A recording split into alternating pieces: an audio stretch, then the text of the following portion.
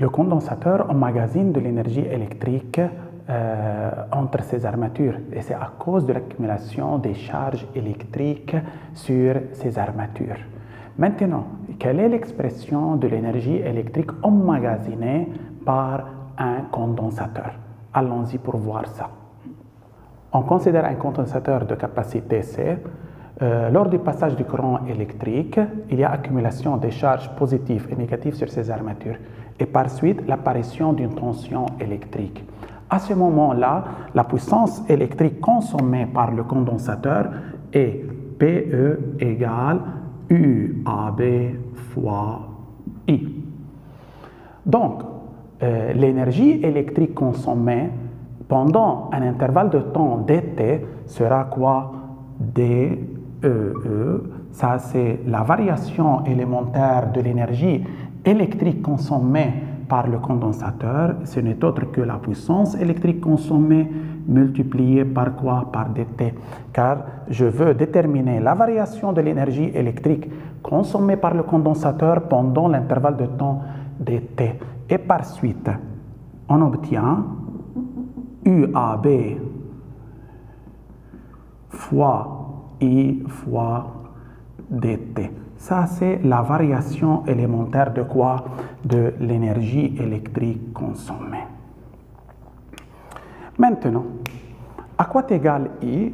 On a démontré plusieurs fois que I égale CDUAB sur dt.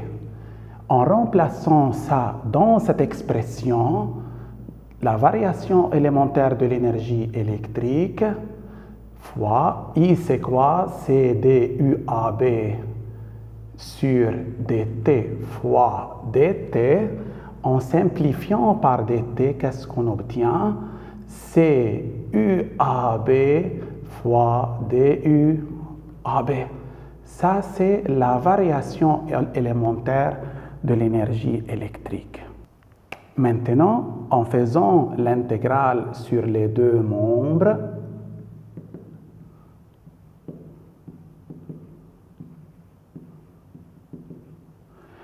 mais on va mettre des bornes sur cette intégrale en considérant le condensateur pendant la phase de la charge.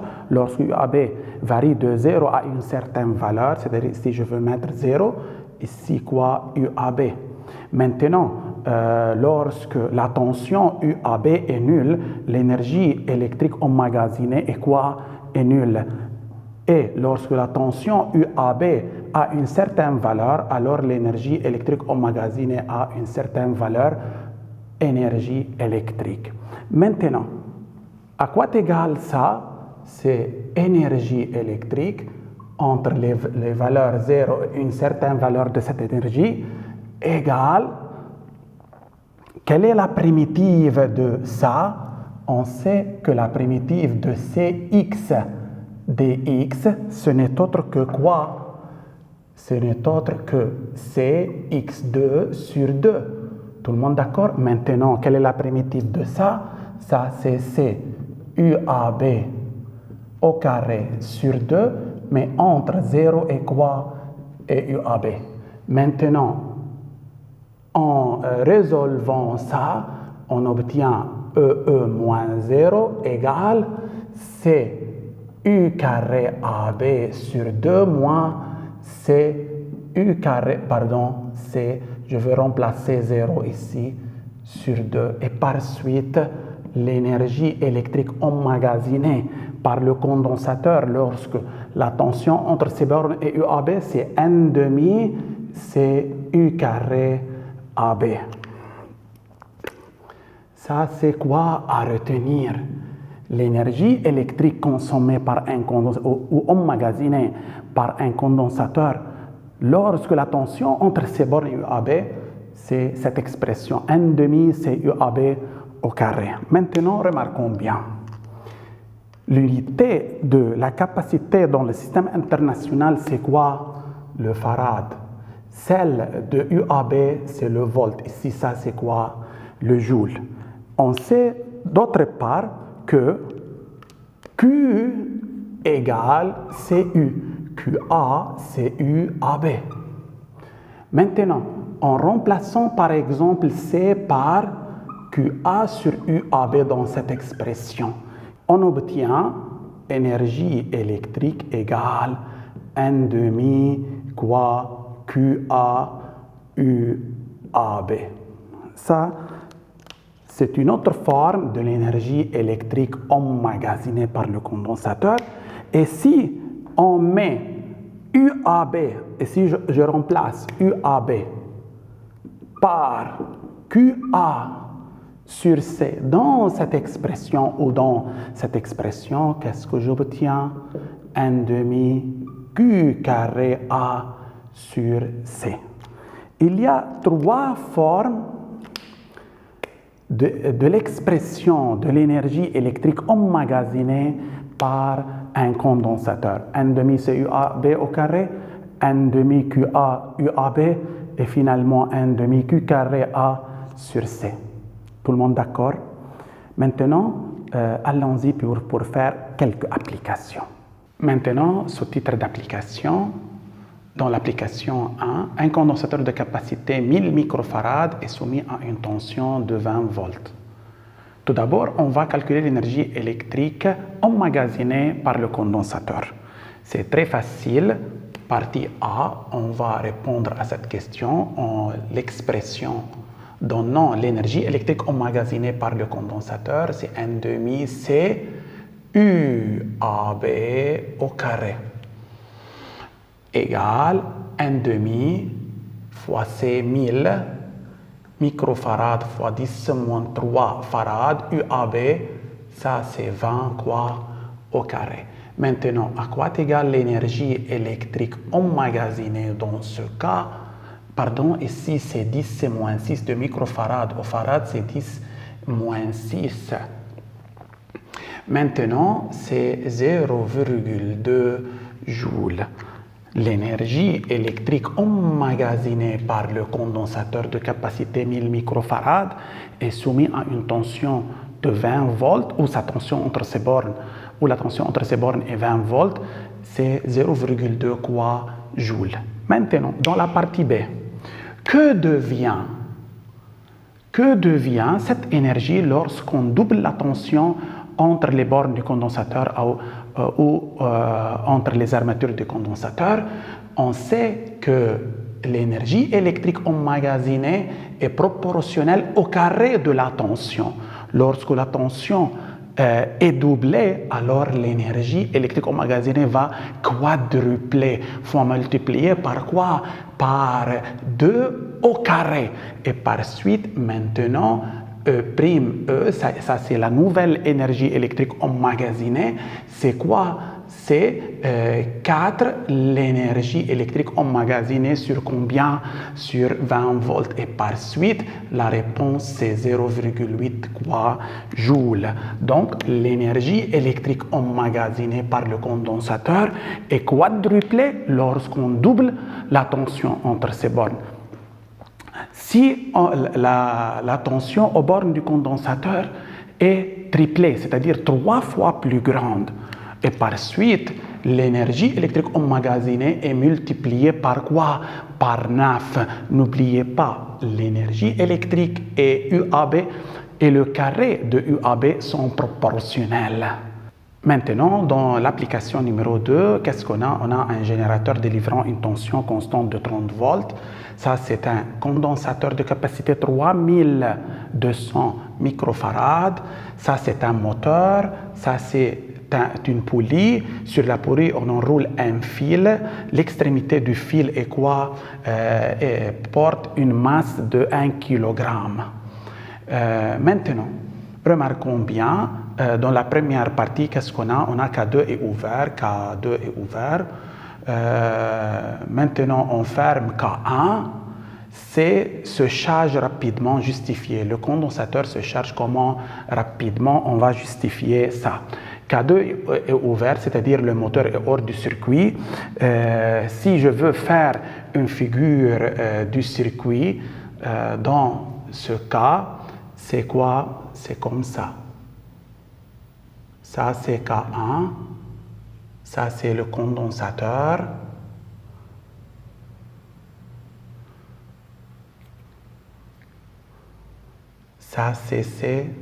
Ça, c'est la tension.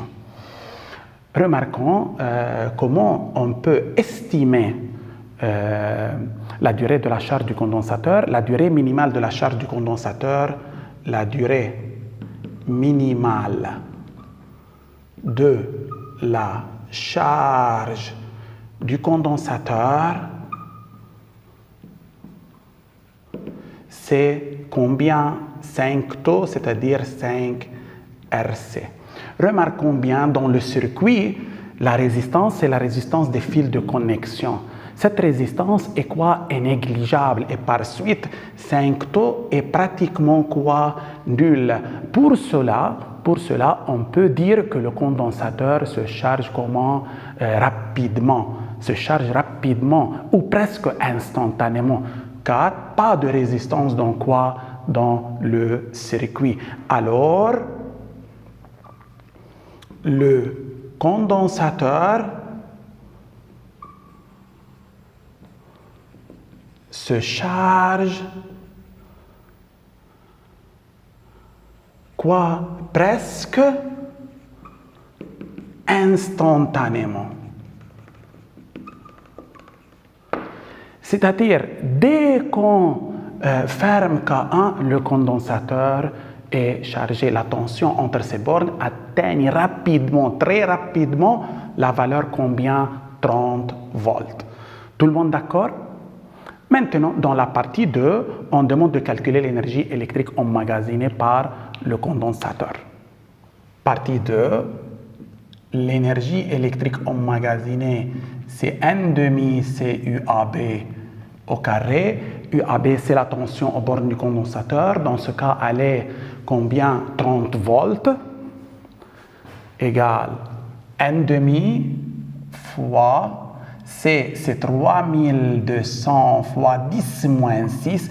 Le microfarad, c'est 10 moins 6 farad fois UAB. UAB, c'est 30 au carré. Alors, l'énergie électrique emmagasinée, c'est combien? C'est 1,44 joules. Ça, c'est l'énergie électrique emmagasinée par le condensateur lorsqu'on ferme K1, mais K2 est quoi? Est ouvert. Maintenant, dans la partie B, on ouvre K1 qui est ouvert, on l'ouvre. Après le chargement du condensateur, on ouvre K1, puis on ferme K2. Calculer la hauteur de la montée de la masse M si l'énergie mécanique délivrée qui est responsable de cette montée représente quoi? 90% de l'énergie électrique emmagasinée par le condensateur. Que signifie ça, partie B? Que signifie l'énergie mécanique délivrée par le condensateur qui est responsable de cette montée représente 90% de qui? De l'énergie électrique emmagasinée, c'est-à-dire 90% de cette énergie. Et par suite, en faisant le calcul, c'est 0,9 fois 1,44, on obtient 1,296 joules. Maintenant, comment je peux déterminer la hauteur de cette montée? Remarquons bien, le corps est initialement au repos et à la fin de la montée, il revient au repos, c'est-à-dire l'énergie cinétique la variation de l'énergie cinétique entre le départ et l'arrivée est nulle toujours. Maintenant, l'énergie mécanique est seulement une énergie potentielle de quoi? De pesanteur. Donc, l'énergie mécanique délivrée à la masse M est totalement une énergie potentielle de quoi? De pesanteur. Et par suite, on peut dire que mgh égale à cette énergie mécanique 1,296 joules et par suite H égale 0,1296 mètres. Pourquoi? La masse c'est 1 kg. G, on va le prendre 10 mètres par seconde au carré et par suite on a ici 10. H égale 1,296, par suite la hauteur c'est 0,1296 ou 12,96 cm. Ça, c'est la hauteur de la montée de la masse M. Tout le monde d'accord? Maintenant, je veux vérifier que le condensateur emmagasine de l'énergie électrique et je veux étudier la variation de cette énergie électrique emmagasinée en fonction de la capacité du condensateur et la tension entre ses bornes. Je considère le dispositif suivant. Ça, c'est un générateur à tension constante réglable. Ça, c'est un condensateur. Ça, c'est un moteur électrique. K1 et K2 sont deux interrupteurs. Maintenant, K2 ouvert, K1 ouvert. Lorsque je ferme K1, K2 ouvert, le moteur est hors du circuit, le condensateur est dans la phase de la charge. Et puisque dans le circuit, il n'y a pas de résistance, le condensateur se charge très rapidement ou quasi instantanément.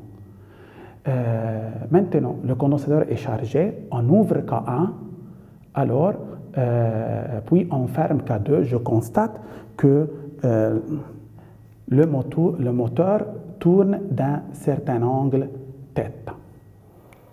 Donc, maintenant, plus cet angle est grand, plus l'énergie électrique emmagasinée est grande. C'est évident. Maintenant, qu'est-ce que je veux faire? Pour vérifier cette expression, je veux considérer 3 cas. U égale 15 volts, C égale 3300 microfarads. On estime θ1. 30 volts, 3300 microfarads, on estime θ2. 30 volts, 9900 microfarads, on va estimer θ3. Plus l'angle de rotation est grand, plus l'énergie électrique emmagasinée est grande. On va savoir θ2 plus grand que θ1, θ3 plus grand que θ2. Tout le monde d'accord? Allons-y pour faire l'expérience. Ça, c'est notre dispositif expérimental. Ça, c'est le générateur. Il délivre maintenant une tension de 15 volts. Ça, c'est le condensateur de capacité 3300 microfarads. Ça, c'est le moteur. Ce sont les deux interrupteurs K1, K2. Les deux interrupteurs sont ouverts. Je ferme K1. Le condensateur se charge très rapidement et instantanément, et presque instantanément, pardon, en ouvrant K1 et en fermant K2. Remarquons, je constate que le moteur tourne d'un faible angle. C'est de l'ordre de 2 ou 3 degrés. Tout le monde d'accord? Maintenant, qu'est-ce que je veux faire? Je veux élever la tension aux bornes du générateur à 30 volts. 30 volts. Ça, c'est 30 volts. La capacité du condensateur, c'est 3300 microfarads. Maintenant, les deux interrupteurs sont ouverts. Je ferme K1. Le condensateur se charge très rapidement ou quasi instantanément. J'ouvre K1 et je ferme K2. Je constate que l'angle de rotation, maintenant, lorsque on a augmenté la tension aux bornes du générateur à 30 volts, je constate que cet angle de rotation augmente. Elle augmente, ce qui explique que l'énergie électrique emmagasinée dans le condensateur doit augmenter en augmentant la tension. Tout le monde d'accord? Maintenant, je veux conserver la tension aux bornes du générateur à combien? À 30 volts. Et je veux remplacer le condensateur par un autre de combien? De 9900 microfarads. C'est un groupement de 3 condensateurs identiques en dérivation. Tout le monde d'accord? Ça, c'est 9900 microfarads.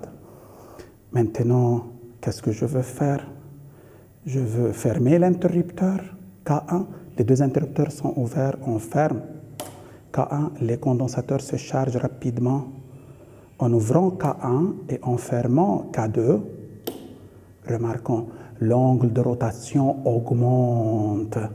Elle est très grande par rapport aux deux premiers angles, θ1 et θ2. Donc, qu'est-ce que je constate? je constate que plus la capacité est grande, plus l'énergie électrique emmagasinée par le condensateur est grande, ce qui est satisfait par l'équation donnant l'énergie électrique emmagasinée en fonction de C et U. Tout le monde d'accord? L'expérience a montré que θ2 est plus grand que quoi? Que θ1. Et θ3 plus grand que quoi? Que θ2. Et par suite, plus U est grande, plus l'angle de rotation est grande, plus C est grande, plus l'angle de rotation est grande, et par suite, l'énergie électrique emmagasinée varie dans le même sens de quoi? De C et U. Donc, on a vérifié l'évolution de l'énergie électrique en fonction de quoi? De C et U.